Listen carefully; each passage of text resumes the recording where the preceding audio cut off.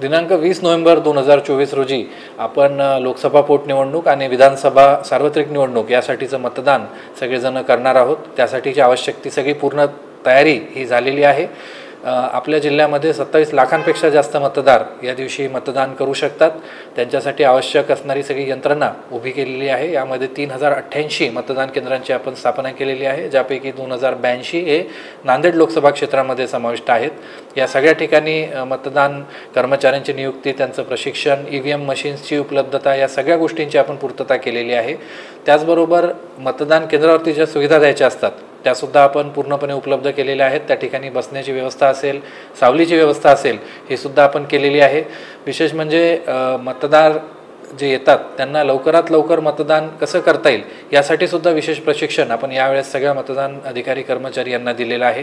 नांदेड लोकसभा क्षेत्रामध्ये तर एक वेगळाच अनुभव यावेळेस आपल्या मतदारांना येईल, ते म्हणजे एका शाहीमध्ये आपल्याला 2दा मतदान करता येणार आहे। 25 वर्ष झाले नांदेड जिल्ह्यात पहिल्यांदा अशा प्रकारचा योग जो आहे तो आलेला आहे। त्या अनुषंगानं माझा सगळ्या मतदारांना आवाहन आहे की आपण आता मतदान केंद्रावर 20 तारखेला निश्चितपणे यावं आणि आपलं अमूल्य मत या देशासाठी, या महाराष्ट्रासाठी द्यावं।